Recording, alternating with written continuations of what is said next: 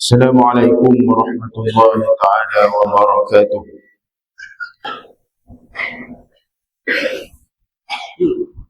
بسم الله الرحمن الرحيم. الحمد لله رب العالمين، وبه نستعين، والصلاة والسلام على أشرف الأنبياء والمرسلين سيدنا محمد وعلى آله وصحبه أجمعين. سبحانك لا علم لنا إلا ما علمتنا إنك أنت العليم الحكيم. اللهم فقهنا في الدين وعلمنا التأويل واهدنا صراطا مستقيم واجعلنا من عبادك الصالحين ولا حول ولا قوة إلا بالله العلي العظيم. المكرم المحترم أصحاب الفضيلة tuan-tuan imam, pengamal syara, musi dan seluruh jaga kuasa masjid, pimpinan kampung dan masyarakat, tuan-tuan haji, maupun hajah, hadirin wal hadirat, muslimin wal muslimat. Mudah-mudahan semuanya dirahmati Allah Subhanahu wa taala. Alhamdulillah, pertama-tama marilah sama-sama kita memanjatkan rasa puji syukur kita kepada Allah Subhanahu wa taala di atas nikmat limpah kurnia Allah mengizinkan pertemuan kita pada pagi ini dan dapat kita menyambung siri perkongsian ilmu kita. Mudah-mudahan apa yang akan kita kongsi pada pagi ini Allah Subhanahu wa taala memberikan kebaikan dan manfaat kepada kita bersama insya-Allah. Dalam masa yang sama kita doa dengan Allah Taala, mudah-mudahan Allah Subhanahu wa taala memberikan kita kesihatan yang baik, jauh daripada penyakit, musibah, bala, wabak, mudarat, jahat manusia, jahat Allah baik. Dan kita doa kalau ada di antara kita yang diuji dengan penyakit, semoga diberikan kesembuhan dan diberikan ganjaran yang baik dan sabar bersama insya-Allah. Tuan-tuan dan puan-puan dirahmati Allah Subhanahu wa taala sekalian, insya-Allah pada pagi ini kita sambung lagi kita masih lagi dalam satu topik memelihara dan membanyakkan bacaan Al-Quran. Surat 46 yang atas sekali ya. Kita dah baca satu hadis daripada Nabi SAW pada minggu lepas tentang kita kata satu waktu untuk kita menghatamkan Al-Quran yang paling baik. Kata Nabi SAW, orang kalau ulun sangat baca Quran sampai 3 hari ke bawah dia khatam, maknanya 2 hari dah khatam, 1 hari dah khatam, bukan tak boleh. Kalau untuk sahabat Nabi, untuk orang alim yang memang faqih dengan Al-Quran, yang memang alim dengan Al-Quran, ini tidak mengapa. Tetapi untuk kita orang kebanyakan, tidak digalakkan kita khatam Quran kurang daripada 3 hari. Kata Nabi apa? Orang yang khatam Quran kurang daripada 3 hari itu, dia tak faham Al-Quran, kata Nabi. Orang yang baca Al-Quran kurang daripada tempoh 3 hari, kata Nabi, dia tak faham Al-Quran, dia tak memahami Al-Quran. Al-Quran diturunkan untuk kita faham, bukan hanya dibaca. Baca boleh pahala, betul? Al-Quran juga memang diturunkan sebagai panduan. Bila kata nak pandu, kita mesti faham. Mesti faham bagaimana cara nak memandu. Bagaimana cara kita nak memandu, baru dia jadi pemanduan yang baik. Sekarang kalau kita baca kurang daripada 3 hari, kita bukan orang Arab, memang kita tidak faham. Jadi Nabi nak beritahu kita, Al-Quran bukan hanya sekadar kamu baca, Al-Quran bukan hanya sekadar kamu kejar pada bilangan banyak mana yang kamu mampu khatamkan, tetapi Nabi nak suruh kita mengambil pengajaran ibrah.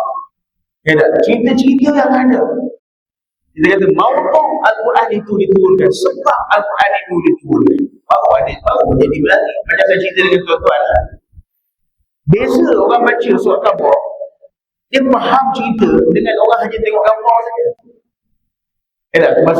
Tuan-tuan beli surat khabar, kadang-kadang kita beli surat khabar lain bahasa yang kita beli. Kalau beli bahasa Inggeris mungkin kita boleh faham bahasa Inggeris, okey lah. Beli bahasa yang kita tak faham, contoh kita tak pandai bahasa Tamil, orang bagi kita surat khabar Tamil, kita pun selok. Sementara tunggu nak gunting rambut kat kedai dia dah. Jadi kedai gunting rambut India, sementara kita nak tunggu giliran kita gunting rambut, nak baca surat khabar yang ada surat khabar Timon Tamil. Kita pun pilih. Daripada luar orang tengok, ada pakcik ni faham tamil ni.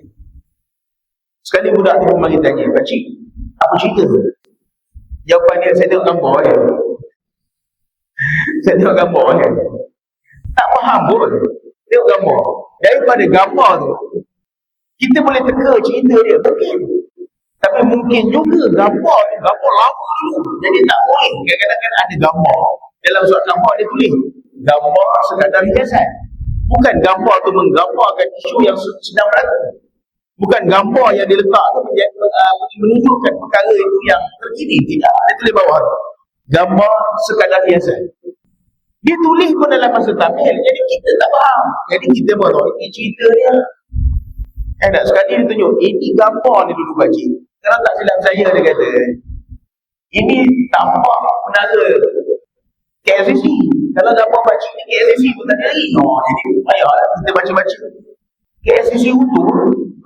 Kita tengok gambar tak ada KLCC kan. Jadi tuan-tuan, bahaya bila kita baca sesuatu dengan hanya kita melihat gambar, kita tidak memahami makna, kita teka. Dia akan jadi maklumat yang tidak tepat kita dapat. Al-Quran pun macam tu. Bila kita baca, betul, baca boleh pahala. Baca surat khabar tak boleh pahala. Baca Al-Quran boleh pahala. Tapi ayat yang disebut dalam surah Al-Baqarah, surah yang kedua yang ada dalam Quran, tidak. Ayat kedua, Zalikal kitab la raiba fihi hudan lil muttaqin. Cerita ini sebuah kitab la raiba fihi, tidak ada keraguan atasnya. Hudan lil muttaqin, petunjuk. Dia nak ayat tu, petunjuk bagi orang-orang yang bertakwa. Jadi kalau kita baca tak faham, macam mana nak jadi petunjuk untuk kita? Maka sebab itu ditegur oleh Nabi SAW untuk orang awam macam kita. Tak payahlah gopoh-gopoh sangat. Ambillah masa elok-elok, bertenang, tengok makna, menjiwai makna-makna Al-Quran itu sangat baik. Sambung. Adapun waktu mula dan khatam Al-Quran bagi orang yang ingin khatam dalam tempoh seminggu, Ibnu Abu Dawud meriwayatkan dengan sanad an Uthman bin Affan radhiyallahu anhu, kana yaftatihu al-Quran lailatal Jum'ah wa yakhtimuhu lailatal Khamis. Bahawa Uthman bin Affan radhiyallahu anhu mula membaca Al-Quran pada malam Jumaat dan mengkhatamkannya pada malam Khamis. Sayyidina Uthman walaupun dikhabarkan dalam periwayatan lain dia boleh baca Quran sekali sehari khatam, tapi kebanyakannya dia baca Quran seminggu sekali khatam. Sebab apa? Nak ambil pengajaran tadi, nak menjiwai, nak memahami. Tahu sahabat tuan-tuan, Sayyidina Uthman dimula baca Quran Khamis malam Jumaat. Dia mula baca Quran pada hari Jumaat, pada malam hari Jumaat, dan dia khatam pada malam hari Khamis. Satu minggu. Satu minggu maknanya 1 bulan 4 kali dia khatam. Kalau 1 minggu, 1 hari dia kena habis lebih kurang dalam 4 juzuk setengah lah mungkin. 1 hari 4 juzuk setengah. Pada mereka 4 juzuk setengah ni tak banyak pun tuan-tuan. Lebih kurang 50 muka surat. Lebih kurang 50 muka surat. Lebih kurang 90 muka surat. 90 muka surat. 1 hari kalau baca Quran lebih kurang 90 muka surat, insya-Allah 1 minggu kita boleh khatam. Jadi siapa nak ikut cara bacaan Quran Sayyidina Uthman, maka Sayyidina Uthman dia baca Quran, dia khatam seminggu sekali. Dia mulakan pada malam Jumaat dan dia akhirkan khatamkan Quran pada malam Khamis. Itu cara dia. Kata Imam Abu Hamid Al-Ghazali rahimahullah ta'ala dalam Ihya, kata Imam Ghazali sebut, cara yang paling utama ialah seseorang mengkhatamkan Al-Quran sebanyak sekali di waktu malam dan sekali di waktu siang, dengan menjadikan khatam siangnya pada hari Isnin dalam 2 rakaat solat subuh atau selepasnya, dan menjadikan khatam malamnya pada hari Jumaat dalam 2 rakaat solat maghrib dan selepasnya, supaya dia dapat memulakan awal dan akhir waktu siang dengan Al-Quran. Ini pandangan daripada Imam Ghazali. Imam Ghazali dia orang hebat, dia orang alim kan, dia panggil Hujjatul Islam.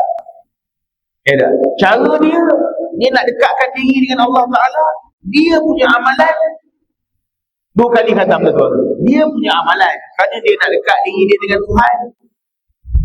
Dia nak lebih qarib ila Allah, lebih baik hubungan dia dengan Allah, maka dia khatam Quran satu hari 2 kali.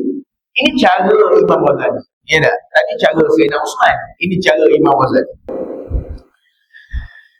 Ibnu Abu Dawud pula meriwayatkan daripada Amru bin Murrah At-Tabi'i berkata, mereka gemar mengkhatamkan Al-Quran bermula dari awal waktu malam atau waktu siang. Maka sebahagian daripada tabi'in pula, dia nak khatam Quran ni bila? Dia akan mulakan baca Quran itu kalau mula waktu malam, berakhir pada siang. Cara dia pula, mula malam, akhir siang. Kaedah, ini kaedah. Kita sekarang tahu ni pula. Sekarang tahu bagaimana hebatnya amalan para tabi'in, bagaimana hebatnya amalan sahabat, bagaimana hebatnya amalan para alim ulama.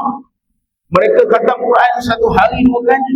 Mereka mula baca Quran pada waktu malam, berakhir pada waktu siang. Mereka baca Quran 1 minggu, boleh khatam. Ini amalan orang-orang soleh. Daripada Talha bin Musharrif, seorang tabi'in yang agung, katanya, siapa yang mengkhatamkan Al-Quran pada bila-bila masa di waktu siang, para malaikat akan berselawat ke atasnya hingga akhir petang. Siapa-siapa yang mengkhatamkan Al-Quran pada bila-bila masa di waktu malam, para malaikat akan berselawat ke atasnya hingga pagi. Hal ini turut diriwayatkan daripada Mujahid. Daripada beberapa orang tabi'in, dia kata apa? Siapa yang khatam Quran pada waktu malam, sepanjang malam hingga ke pagi itulah. Kalau siapa yang khatam Quran pada waktu siang, daripada waktu dia khatam Quran sampai ke malam dia, atau habis petang sampai jumpa malam, malaikat selawat atas dia. Siapa yang khatam Quran pada waktu malam, malaikat akan selawat pada dia hingga pagi. Dia khatam Quran pada waktu malam, malaikat selawat pada dia hingga waktu malam. Dia khatam Quran pada waktu siang, malaikat selawat pada dia hingga akhir malam. Ini dia tuan-tuan. Selawat malaikat ni apa? Kita dengar bukan satu hadis. Banyak hadis yang kita dengar. Siapa yang selawat pada Nabi sekali, Allah Ta'ala selawat kepada dia 10 kali. Allah Ta'ala dan seluruh ahli langit selawat ke atas orang-orang yang selawat pada Nabi. Orang yang selawat pada Nabi, Allah Ta'ala dan malaikat selawat ke atasnya. Apa makna selawat daripada Tuhan kepada makhluk? Kita selawat pada Nabi, kita mendoakan, kita memuji Nabi melalui kesejahteraan doa akhirat. Allahumma salli ala, selawat dan salam ke atas junjungan besar Nabi Muhammad. Itu kita selawat pada Nabi. Bagaimana Allah Ta'ala selawat pada kita? Bagaimana malaikat ni selawat pada kita? Maka disebut dalam banyak riwayat, bila Allah Ta'ala selawat pada seseorang itu, maka dia datang dengan 3 perkara. Bila Tuhan kata selawat pada orang itu, bila malaikat kata selawat pada orang itu, maka selawat daripada Allah Ta'ala, selawat daripada malaikat, dia akan datang dengan 3 keadaan. 3 keadaan. Pertama, ditinggikan tangga darjat. Tangga darjat tinggi. Kalau disebut dalam hadis, siapa yang selawat pada Nabi sekali, Allah Ta'ala selawat pada dia 10 kali. Maknanya ditinggikan tangga darjat dia 10 tangga darjat. Itu makna dia. Yang pertama, ditinggikan darjat dia. Yang kedua, dicatat pada dia 10 kebaikan. Kalau kata Allah, dia selawat pada Nabi sekali, Allah Ta'ala selawat pada dia 10 kali. Makna dia apa? Selain daripada darjat dia diangkat tinggi oleh Allah Ta'ala, Allah Ta'ala kurniakan kepada dia kebaikan. Kalau Tuhan kata 10 lah atas dia. Kalau kata 20 atas dia. Kalau kata 1000 lah atas dia. Ni 10 kebaikan Tuhan beri. Dan yang ketiga, dipadam padanya keburukan yang dia buat. 3 perkara. Siapa yang selawat, ataupun dia mendapat selawat daripada Tuhan, atau dia mendapat selawat daripada malaikat, dia akan datang dengan 3 perkara. Yang pertama, disebut tadi apa? Yang pertama, ditinggikan darjat. Yang kedua, dicatat padanya kebaikan, dan dipadam padanya keburukan. Ini 3 perkara. Tuan-tuan, inilah seharian yang kita nak. Yang kita sembahyang malam, yang tuan-tuan puasa, yang tuan-tuan datang masjid. Inilah yang kita nak. Kita nak tinggi darjat kita, supaya kita berada pada darjat-darjat yang tertinggi. Sebab itu disebut dalam Al-Quran, ada orang yang menunaikan sembahyang malam, ada Allah Ta'ala berkata, nafilatan laka asa ayyab'athaka rabbuka maqaman mahmuda. Orang yang menjaga sembahyang malam, Tuhan letak dia dalam kumpulan orang-orang yang maqaman mahmuda, maqam ataupun darjat-darjat orang-orang yang dipuji dan terpuji oleh Tuhan. Ini yang kita nak kejar. Jadi di antara cara-cara nak dapat kedudukan yang lebih baik adalah dengan cara kita melakukan ibadat yang mendatangkan selawat daripada Allah Ta'ala dan para malaikat dan ahli rizki. Salah satunya disebut dalam kitab ini, orang yang khatam Quran. Dia khatam malam, malaikat selawat hingga pagi. Malaikat selawat pada waktu malam hingga pagi. Dia khatam pada waktu siang, malaikat selawat daripada waktu dia khatam sampai malam. Maka selawat malaikat, tuan-tuan, malaikat doakan kita ditinggikan darjat. Malaikat doa kita diampun dosa. Malaikat doa kita diberikan pahala. Ini bukan doa kawan-kawan kita yang belum tahu malu tak malu. Ini bukan doa orang awam. Ini doa al-malaikatul muqarrabin, malaikat-malaikat yang muqarrabin dengan Tuhan, yang dekat dengan Tuhan. Jadi itu jalan yang kita nak dapat. Okey. Ad-Darimi meriwayatkan dalam musnadnya dengan sanad daripada Sa'ad bin Abu Waqqas radhiyallahu anhu, beliau berkata, "Idza wafaqa khatmul Qur'an awwal al-lail, sallat 'alaihi al-malaikatu hatta yusbih. Wa idza wafaqa khatmuhu akhir al-lail, sallat 'alaihi al-malaikatu hatta yumsi." Apabila khatam Al-Quran oleh seseorang bertepatan dengan waktu awal malam, ini hadis Nabi, para malaikat akan berselawat ke atasnya hingga waktu pagi. Apabila khatamnya bertepatan dengan akhir malam, para malaikat akan berselawat padanya hingga akhir petang. Itu dia, ada hadis yang cerita waktu yang sebaiknya kita nak khatam Al-Quran. Ini bukan kata kita kena baca sampai dalam tempoh satu hari nak khatam macam tu.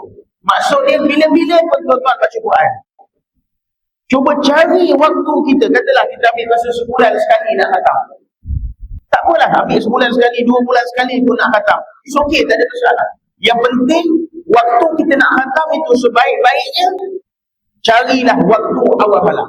Maknanya bacaan-bacaan yang penutup, ya tak? Bacaan-bacaan penutup kepada Al-Quran itu, wadduha ke bawah lah kita kata, wadduha, alam nashrah. Kita nak positionkan ayat surah-surah ini di mana? Pada waktu awal malam, ataupun pada waktu akhir malam, ataupun pada waktu awal malam.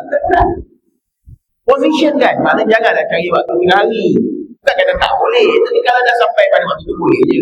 Tapi kalau kita dapat put the right position, bawa dia kepada waktu yang betul, iaitu pada waktu awal malam dengan waktu akhir malam, waktu malam, waktu yang Tuhan suka. Dalam agama dia tuan-tuan perasan, Allah Ta'ala cukup suka waktu malam. Kalau kita setakat kita baca lah 2-3 bab dalam kitab yang sama pun, Allah Ta'ala cukup memuliakan orang yang menjaga malam. Allah Ta'ala muliakan. Lepas ni kita akan tengok bagaimana kelebihan orang yang menjaga malam. Tuhan suka pada waktu malam. Bukan kata Tuhan tak suka siang, Tuhan suka siang, tapi Tuhan lebih suka memberikan ganjaran yang lebih besar pada waktu malam. Siang Tuhan tahu manusia sibuk kerja, Tuhan pun tak kacau kita banyak, tak kacau pun, pergilah kerja. Wa minal abadi waja'alna an-nahara ma'asha, wa minal laili libasa waja'alna an-nahara ma'asha.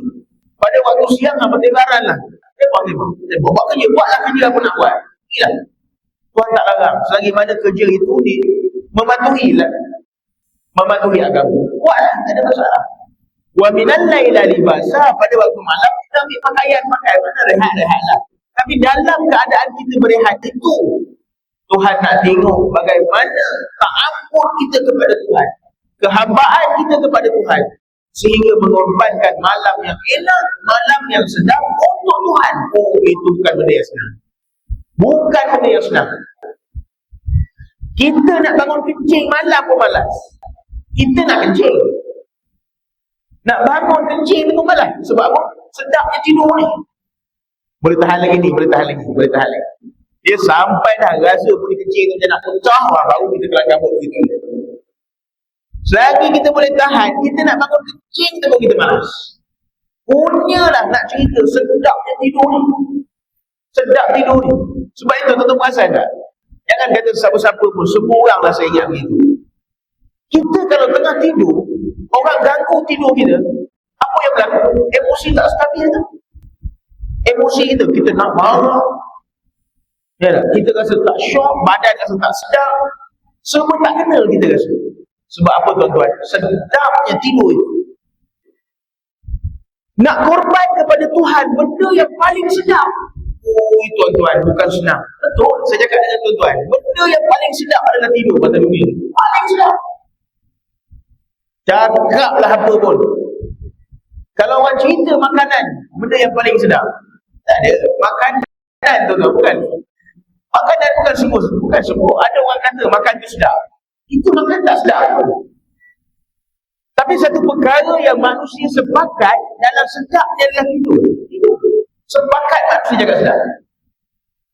Apa? Jalan. Ada orang tu syok jalan, syok naik kapal terbang. Ada orang takut naik kapal terbang. Takut naik kapal terbang. Ada orang dia suka naik kapal terbang. Suka. Oh, suka dia naik kapal terbang. Bila tanya dia, kat mana waktu yang paling suka naik kapal terbang tu? Dia kata waktu kapal terbang nak take off. Dia kata masa kapal terbang nak laju. Wah, itu dia minat. Dia suka waktu tu. Ada orang dia suka masa kapal terbang nak landing. Macam-macam rupa. Ada orang tengok kapal terbang pun kaki lutut dah goyang. Tengok tangga, oh tak boleh. Dia trauma, dia mari macam ada penyakit dia dah. Ada orang beza-beza. Walaupun kita kata benda yang sama, tapi minat manusia beza-beza. Sama juga tuan-tuan. Makanan, kalau kita kata makanan tu sedap, manusia ni dia betul memang sedap. Pada kita, pada dia mungkin tak sedap. Contoh, orang makan roti canai. Semua kita kata, boleh katakan hampir dalam masjid kita 90% makan roti canai. Hampir. Mungkin ada juga tak makan. Tapi kebanyakannya orang Malaysia ni makan roti canai. Makan. Baik tak kira lah apa bangsa pun makan roti canai. Tapi ingat, dalam kita makan roti canai, ada orang dia suka buah banjir tau. Wah banyak-banyak. Ada orang tak boleh. Dia lawyer dia tengok. Ada. Oh, lawyer pula buah banjir. Ada orang macam tu. Ada orang dia makan nasi, dia boleh campur dengan mi. Ada. Macam makan nasi ambeng tu kan, campur. Ada orang sedap tuan-tuan dia makan. Dia pergi kat kedai, sebelah dia letak mi, sebelah dia letak nasi. Tapi ada orang, dia tak boleh. Memang tegak dia nak makan mi dengan nasi. Memang tegak. Tengok, alamak. Kalau boleh, bukan tak boleh nak makan, tapi asing pinggan. Makan mi dulu. Kemudian nasi pula. Tak boleh sekali kan. Ada orang, dia tahu lagi. Oh.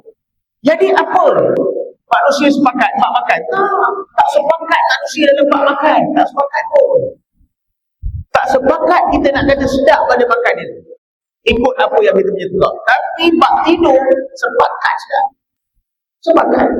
Tanyalah apa bangsa sekalipun, dalam bak tidur sepakat orang kata sedap.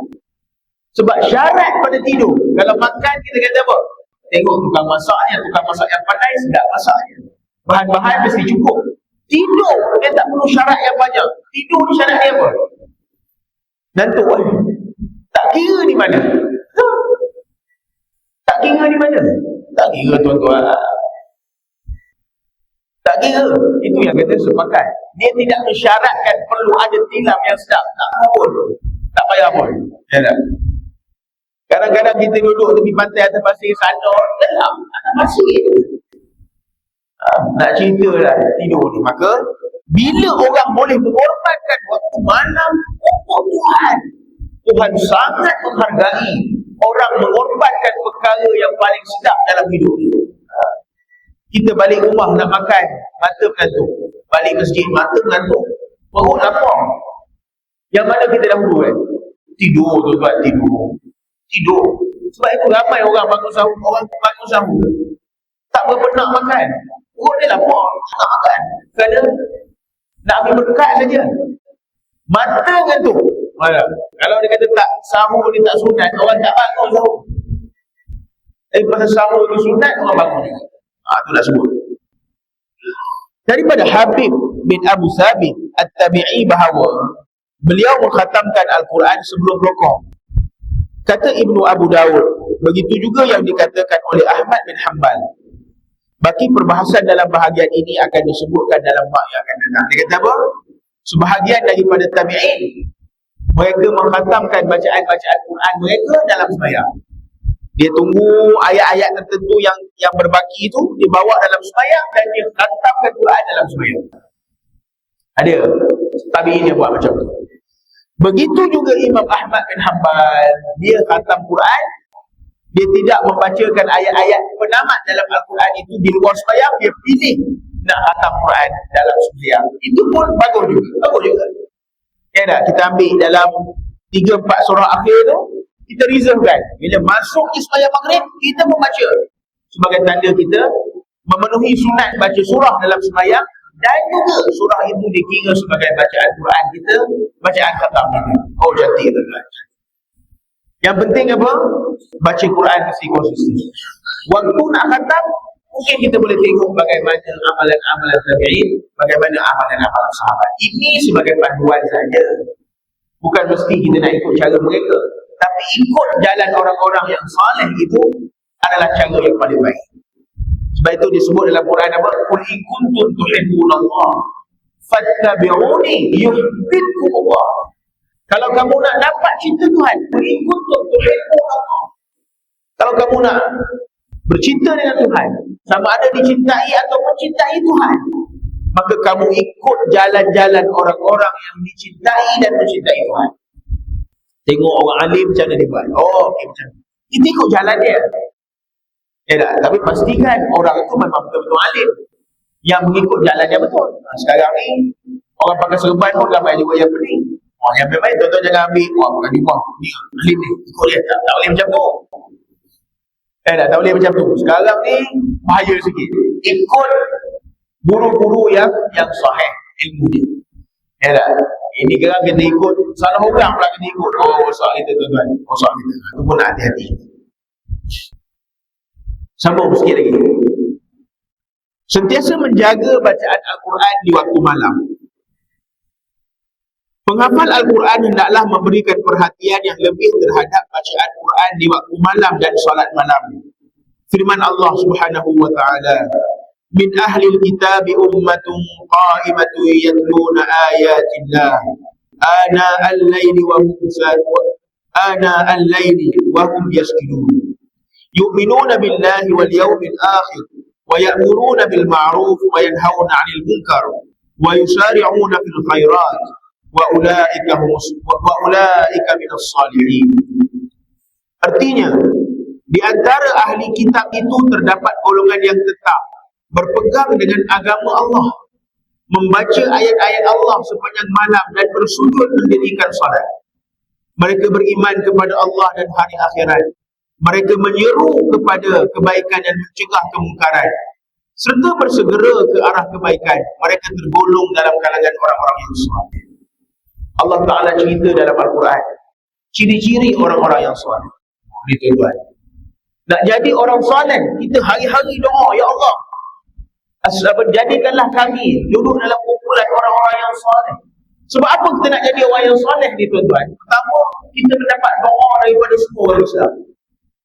Ingat, dalam sembahyang setiap hari, dalam tahiyat kita baca apa? Assalamu alaina wa ala ibadillahi salihin. Dan salam sejahtera ke atas seluruh orang-orang saleh. Saya baca benda yang sama, tuan-tuan pun baca benda yang sama, betul? Siapa tak baca ayat itu dalam sembahyang, tak sah sembahyang dia. Pasal bacaan itu bacaan rukun. Tuan-tuan bayangkan satu dunia setiap waktu mendoakan orang-orang soleh. Setiap waktu satu dunia orang mendoakan orang-orang yang soleh. Oleh yang demikian, kita perlu menjadi orang yang soleh supaya kita mendapat bahagian daripada doa itu. Jadi nak jadi orang yang soleh, dia bukan jalan yang mudah. Bukan mudah. Maknanya bukan dia hanya duduk tak buat apa-apa, tiba-tiba dia dapat gelaran soleh. Walaupun nama dia soleh, tapi tak tentu lagi dia soleh atau tidak. Ada. Nama soleh, belum tahu soleh lagi. Soleh ni pada amalan. Soleh ni pada amalan dia. Mudah-mudahan orang yang nama soleh itu soleh lah. Cuma kita nak sebut, soleh ni diukur oleh Allah Ta'ala bukan pada nama manusia. Bukan diukur pada nama manusia. Ada orang nama mukmin, belum tentu dia mukmin betul. Ada orang nama muslim, belum tentu dia orang yang baik dengan agama. Ada orang nama orang takwa, nama takwa, belum tentu dia baik dan dia bertakwa kepada Allah. Ada orang nama dia tak ada bunyi pun, pelik-pelik nama dia. Ya. Saya pernah masuk kampung asli yang jadi guru agama di kampung orang asli. Yang jadi guru agama, dia ni orang asli juga, tapi dia orang asli yang beriman lah, yang baik. Dia keluar, orang bawa dia pergi belajar agama, jadi alim dia. Balik kampung orang asli, dia duduk di kampung orang asli, dia mengajar orang asli agama. Nama dia Jelondong nama dia. Nama tak menarik pun, tak komersial nama dia. Tidak menampakkan dia orang soleh pun dengan nama dia. Orang asli. Saya masuk kampung orang asli tuan-tuan. Yelah, kita ada program banyak-banyak. Dia bagi nama, saya tanya nama apa? Nama dia Malam. Dia bagi nama Malam. Dia ikut dah dia je. Orang asal dia ikut dah dia Malam. Malam tengok dalam daftar dia, tengok IC kecil, dia pun bagi Malam bin Jagung nama dia. Dia ikut dia. Tak mau komplain lah nama orang. Nama, ya memang betul, disunatkan kita beri nama-nama yang baik supaya nama yang baik itu menjadi doa. Tetapi nama itu tidak menggambarkan diri orang itu secara total. Tak. Namanya Muslim, belum tentu dia Muslim. Ada orang nama Jibril, perangai meropak pun ada. Jadi apa nak sebut tuan-tuan, kita nak jadi orang yang saleh bukan hanya kita meletakkan nama pada diri kita, nama saleh. Saleh itu ada ciri-cirinya. Apa ciri-ciri saleh yang disebut oleh Allah Ta'ala? Sebab saleh ni anugerah daripada Tuhan. Bila Tuhan nak beri anugerah, maka dia ada kriteria yang melayakkan orang itu menjadi orang saleh. Yang pertama apa dia? Dia berpegang teguh dengan agama Allah. Dia pegang teguh agama Tuhan. Orang-orang ini dia memegang teguh agama Tuhan. Dia tidak keliru dengan agama. Orang bawalah dia apa ajaran sesat pun, orang bawalah dia satu perkara baru. Kerana dia faham agama, dia belajar agama, dia belajar akidah, dia belajar tauhid.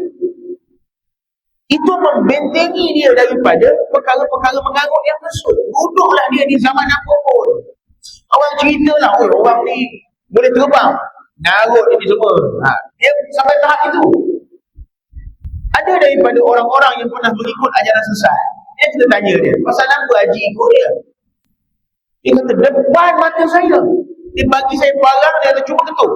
Saya ketuk, tiba-tiba jadi pokok pisang. Jadi apa kesimpulannya? Pasal itu saya ikut dia. Nampak apa? Pasal pokok pisang. Pasal orang tu jadi pokok pisang, telah berjaya mengubah akidah orang. Oh ya tuan-tuan, ini yang kita mengarut. Dalam satu riwayat yang pernah diceritakan, betul, yang kita baca dalam kitab-kitab, dia kata apa? Pernah satu orang ulama, Syekh Abdul Qadir Al-Jailani, ketika mana dia berada dalam satu keadaan dia sesat, lapar, dahaga, disebut dalam penceritaan, tiba-tiba nampak satu cahaya daripada langit. Beritahu dia apa? Wahai Abdul Qadir, aku Tuhan, dia kata. Jadi pada hari ini yang mana diharapkan oleh aku ke atas kau, maka aku halalkan. Nampak? Dia sesat dalam perjalanan seorang ni lah. Ada yang sebut riwayatnya Abdul Qadir Al-Jilani, ada yang kata bukan. Ada yang cerita macam tu. Dia kata apa? Satu hari Syekh ni sesat. Sesat yang keputusan bekalan. Minum air tak ada, nak makan tak ada. Yang ada benda-benda yang haram, yang halal tak ada. Dalam keadaan dia lapar, dia berdoa dengan Tuhan, mudah-mudahan ada rezeki yang baik untuk dia. Tiba-tiba daripada langit ni bertukar satu cahaya yang cantik, cahaya yang terang-terang. Kemudian cahaya tu boleh bercakap. Dia kata apa? Syekh, hari ni dia kata, benda yang aku haramkan jadi halal untuk kau. Apa yang dia buat tuan-tuan? Dia ambil batu, dia balik cahaya tu. Dia kata, nyak kau orang syaitan. Syaitan. Kalau kita lah tuan-tuan, lepus lah babi juga. Kalau kita lah, dia kata boleh makan yang haram hari tu. Terlepus lah tu, tak tunggu dah. Tapi kerana orang-orang soleh ini, dia faham agama, dia pegang teguh dengan agama. Dia tahu, datang benda pelik tu. Tapi dia tahu, ini bukan Tuhan, ini syaitan. Pasal apa dia tahu? Bila orang tanya dia, macam mana tahu tu syaitan tu Tuhan? Dia kata apa? Tuhan tidak pernah menghalalkan yang haram. Tak pernah. Sebab itu nak kata orang soleh pegang teguh dengan agama. Bawalah apa mukjizat tu yang dia boleh buat lagi. Dia gila ni. Bawalah apa perkara pelik tu yang boleh buat. Dia boleh cium mula ke, dia boleh buat apa sekalipun. Ya tak? Maka dia tidak memgoyahkan keimanan dan akidah. Ini orang yang berpegang teguh pada agama, dan ini orang yang soleh. Pertama. Yang kedua, apa ciri-ciri orang soleh? Membaca ayat-ayat Allah sepanjang malam. Tuhan suka orang soleh itu bila mana orang itu membaca ayat Quran pada waktu malam. Bukan kata baca Quran siang tu tak bagus, tapi Tuhan lebih suka nak beri title orang itu orang soleh. Di antara amalan dia membaca Quran pada waktu malam. Baca Quran pada waktu malam. Sebab itu kita dengar dalam hadis, siapa yang baca Yasin pada waktu malam, Allah Ta'ala ampun dosa dia kata Yusuf sampai subuh. Siapa yang baca Al-Quran pada waktu malam, baca Tabarak, dia selamat daripada fitnah lepas mati dia. Dan banyak lagi, siapa yang baca Alif Lam Sajadah pada tiap-tiap malam, dilindungi oleh Allah dengan perkara-perkara. Ada kelebihan-kelebihan yang baca ni pada waktu malam. Jadi kalau kita lihat, kenapa amalan ini diletakkan pada waktu malam? Amalan malam, amalan orang soleh. Amalan malam ni amalan orang soleh. Jadi nak jadi orang soleh, malam mesti hidup. Malam hidup. Hidup malam dengan ibadat lah. Kalau tengok EPL, tak jadi apa pun. EPL bola-bola. Dan tengok bola. Ada. Tak jadi apa lah. Tapi kalau dia hidupkan malam dengan sembahyang dia, baca Quran dia, maka dia orang yang soleh. Kemudian apa ciri yang ketiga? Dia kata apa? Dan bersujud mendirikan solat. Orang soleh dia jaga sembahyang. Sembahyang fardu, of course. Sembahyang sunat, dia lazimi sembahyang sunat. Dia dengar tentang kelebihan sembahyang sunat, sehingga daripada sebesar-besar sembahyang sunat, sehinggalah sekecil-kecil sembahyang sunat, dibuat semua. Jaga. Witir satu rakaat tiap-tiap malam, walaupun satu rakaat dia tak tinggal witir. Orang kita kata satu rakaat banyak mana? Berapa ramai orang yang tidur malam tak witir walaupun satu rakaat? Ramai. Nampak tak satu rakaat? Apa sangat satu rakaat? Berapa ramai orang-orang yang tidak mengakhirkan malam dengan witir? Ramai. Walaupun satu rakaat. Ni nak sebut, jaga sembahyang sunat. Sembahyang fardu kita bela elok-elok, sembahyang sunat kita buat semampu kita. Ini ciri-ciri orang soleh. Yang keempat, dia kata apa? Mereka beriman kepada Allah dan hari akhirat. Orang soleh ini bukan hanya berpegang teguh pada agama, bukan hanya rajin baca Quran malam, bukan hanya jaga sembahyang, berpegang teguh kepada Allah, beriman kepada Allah dan hari akhirat. Mereka melakukan kebaikan kerana mereka tahu yang baik akan dibalas dengan baik pada hari akhirat nanti. Yang buruk akan dibalas dengan buruk pada hari akhirat nanti. Dunia mereka ambil, dunia ni mereka ambil, tetapi dunia yang mereka ambil itu hanya duduk di tapak tangan mereka, bukan duduk di hati mereka. Ini orang soleh. Kita dunia yang kita pegang, kita pegang, hati bawa ke hati. Ini masalah dia. Baik itu kata ulama apa? Wujudil mu'min fi dunia laisa tamashkala. Kamu berada atas dunia ni tak salah pun. Walakin mashkalatu an takuna dunia fi qalbil mu'min. Yang menjadi masalah apabila dunia itu duduk dalam hati manusia.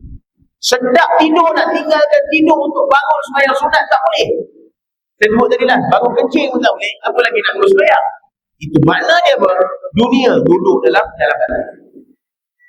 Masuklah kita kan, cakap orang, cakap kat diri sendiri punya juga. Cakap kat diri sendiri kan. Bagaimana kita melihat dunia? Sebab itu Nabi sebut, sikitlah try. Nabi sebut dalam hadis. Nabi kata apa?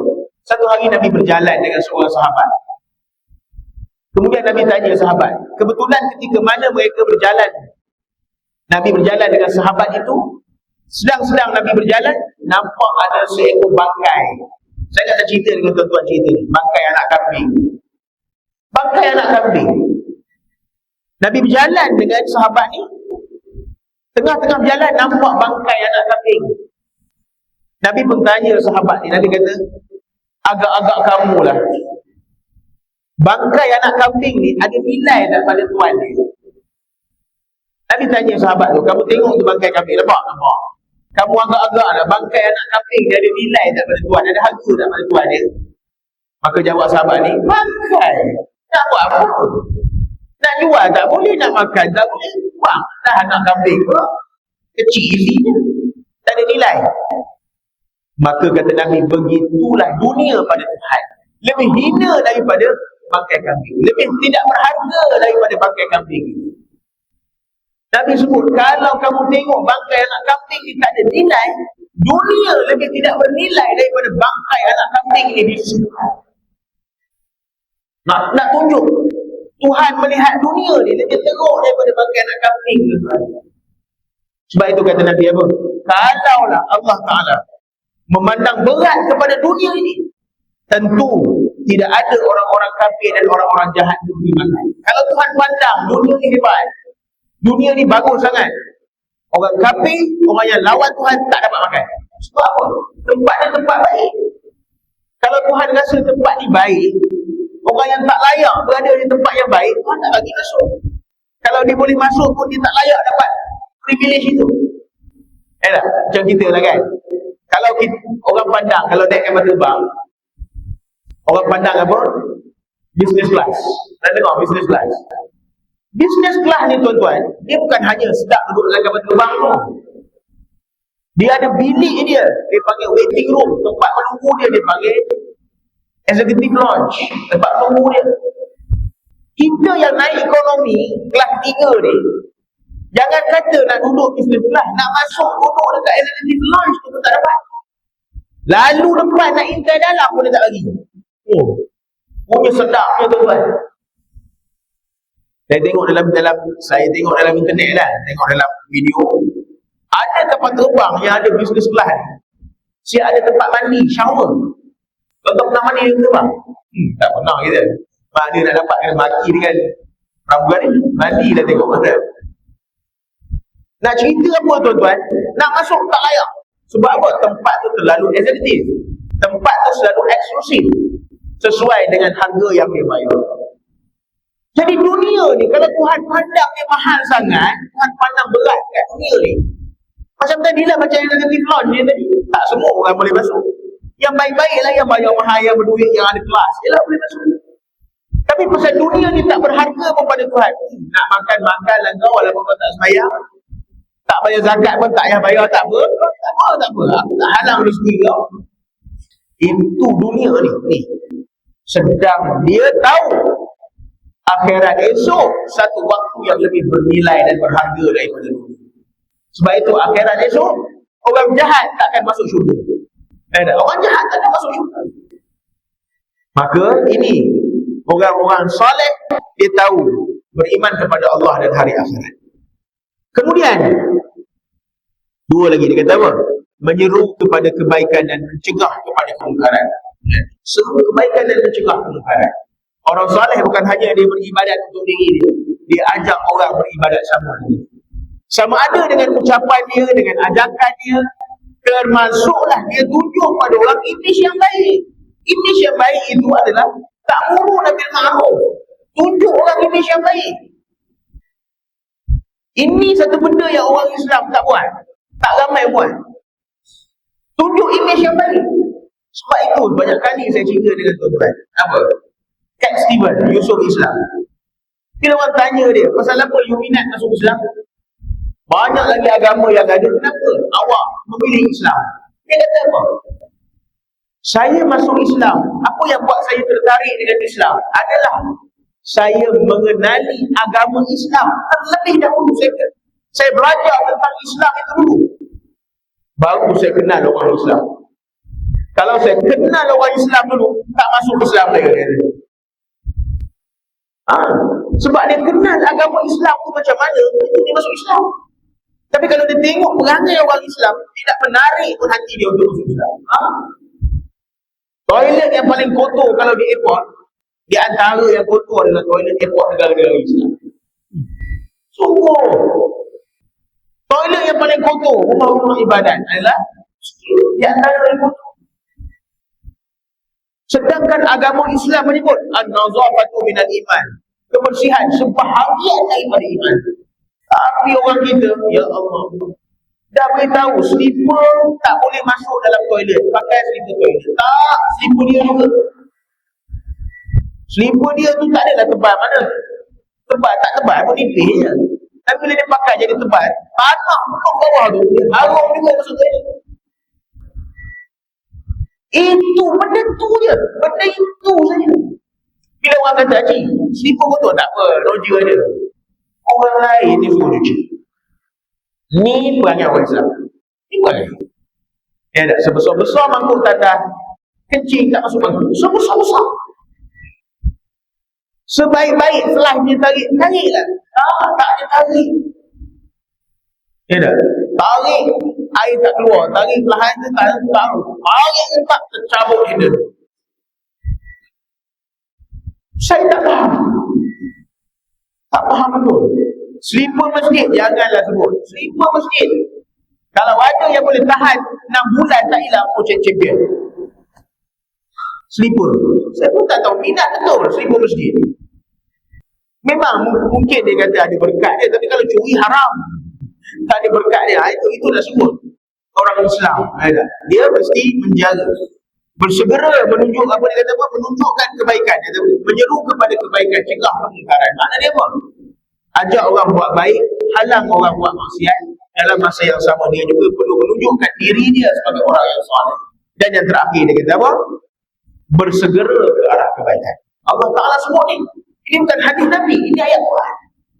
Tuhan kata, ciri yang terakhir apa? Orang yang soleh itu adalah orang yang bersegera melakukan kebaikan. Dia tak tunggu lama. Ada ruang untuk buat baik, dia ke depan dalam perkara itu. Dia tengok setelah depan kosong, dia tak payah cari orang belakang, dia masuk ke depan. Selagi boleh ruang untuk dia sampai ke depan, dia masuk. Dia bekerja, dia tak menangguh dalam ibadat, tak takut. Celik sikit mata dia, tengok jam 4.20, terus dia duduk, paksa diri duduk. Terus dia bangun, ambil dalam 5 minit, juntai kaki nak tenangkan badan, terus dia masuk bilik air, dia semayang. Dia tak tangguh kebaikan, dia tak tangguh nak buat amal soleh, dia tak tangguh. Percayalah tuan-tuan, bila kita terdetik nak buat amal soleh, dalam keadaan kita mempunyai ruang buat, kita tangguh. Tidak lain yang datang, syaitan datang untuk menggagalkan rancangan itu. Percayalah, dan memang kebanyakannya rancangan itu gagal. Memang gagal. Selalu orang sebut, kadang-kadang saya kata janganlah sebut macam tu. Orang rumah tanya, bang, kita ni dah lama tak puasa, jom besok kita puasa. Boleh juga, tapi tengok lah. Kalau bangun sahur, kita puasa. Kalau tak bangun, tak ada rezeki lah. Ayat kedua tu jangan sebut. Ayat kedua tu, daripada sudut psikologi, dia tidak bagus. Kalau bangun, kita puasa. Kalau tak ada rezeki. Jangan macam tu. Ayat kedua tu tak masuk. Kita ikhtiar untuk bangun. Ya tak? Kita ikhtiar untuk bangun. Kalau pun tak bangun, tak boleh puasa. Boleh juga. Ya tak? Boleh juga. Apa masalah dia? Ya tak? Saya kadang-kadang daripada sudut psikologi dalam ibadat, kita banyak hadis-hadis seminar. Psikologi dalam ibadat ni penting. Emosi mesti stabil nak buat ibadat. Macam mana nak jaga emosi itu stabil ketika buat ibadat ni, nak jaga ni, jangan ada benda-benda negatif. Kalau Tuhan terima sembahyang, alhamdulillah. Kalau Tuhan tak terima, apa boleh buat? Jangan macam tu. Ayat negatif ni tak masuk. Apa sebab pula kita nak buat amalan? Ada ruang untuk Tuhan tak terima, buatlah sampai Tuhan terima. Kalau kita nak buat ibadat yang baik, jangan cerita kalau tak boleh buat. Cerita mesti boleh buat. Cerita mesti boleh buat. Sebagai contoh, saya ingat marhum tuan guru saya sebut, tok guru saya dia sebut apa? Orang sembahyang duduk atas kursi. Saya ingat dia sebut ukuran dia. Saya tanya dia, bagaimana ukuran kita nak tahu kita ni tak boleh berdiri dan kita perlu duduk atas kursi ataupun perlu duduk ketika sembahyang? Ataupun kalau kita, apa ukuran dia? Kita nak kata kita ni puasa, ukuran dia mana yang mengatakan kita perlu berbuka kerana kita tak boleh menghabiskan puasa? Ukuran dia senang saja. Buat dulu, dia kata. Buat dulu. Setakat kamu daya, kita sembahyang, dia kata. Lepas bila nak duduk? Dirilah dulu. Sampai dah rasa tak boleh duduk, baru duduk. Ini tidak masuk-masuk duduk terus. Sedangkan tadi kita masuk, kita boleh berdiri, boleh berjalan. Itu pandangan marhum. Saya suka pandangan macam tu, pandangan orang ni. Cukup saya suka. Sama juga kita kata, saya ada gastrik, contohlah kan. Boleh tak saya tak puasa? Dia kata puasa dah dulu. Sampai waktu gastrik tu datang, memang tak boleh tahan. Tak boleh tahan. Tahulah buka. Takkanlah puasa daripada pukul 8, sahur pukul 6, pukul 8 tu gastrik dah datang dah. Cepat sangat kata dia. Takkan pukul 8 tak tahan dah. Jadi buat dulu sampai jumpa pembahagi tak tahan itu. Sekarang tak jumpa lagi pembahagi tak tahan, tapi kita dah putus dah, kita tak payah puasa. Mana boleh macam tu? Tak boleh macam tu. Sama juga dalam ibadat. Nak turunkan daripada berdiri ke duduk, daripada duduk ke baring dan sebagainya ni, dia mesti ada benda yang kita buat. Cerita dia apa tuan-tuan? Dalam buat ibadat, buat dulu. Tak? Segera buat ibadat. Mudah-mudahan Allah Ta'ala beri pahala. Ini disebut dalam Al-Quran tentang ciri-ciri orang-orang yang soleh. Jadi sebagai penutup, kita muhasabah diri kita.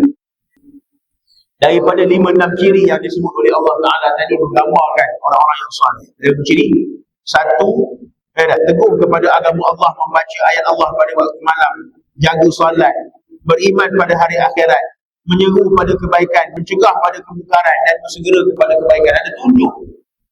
Ada 7 ciri orang soleh yang disebut oleh Allah Ta'ala dalam Al-Quran. Daripada 7 ciri itu, reflect pada diri kita. Berapa ciri yang ada lekat kat kita? Daripada 7 ada berapa? Sendiri tahu diri macam mana, sendiri tahu perangai macam mana, sendiri muhasabah. Kalau ada 1, sakit. Ada 2, sakit lagi. Dan itu nak ada berapa? Ada 7 baru sihat. Ada 7 baru sihat. Macam kita lah tuan-tuan. Allah Ta'ala beri orang anggota badan. Ada 2 tangan, 2 kaki. Daripada 2 tangan, 2 kaki tu, jari mesti cukup 5 kaki, 5 kaki kanan, 5 kaki kiri. Tangan kanan 5, tangan kiri 5. Tinggi kaki sama, panjang tangan sama. 1 jari tak ada. 1 jari je tak ada. Kita tetap akan rasa kekurangan itu pula. Satu mesti kurang. Kalau daripada semua anggota, tangan dia tak ada sebelah, kita panggil dia kelainan upaya. Kelainan upaya. Sama lah juga macam ibadat tuan-tuan, sama.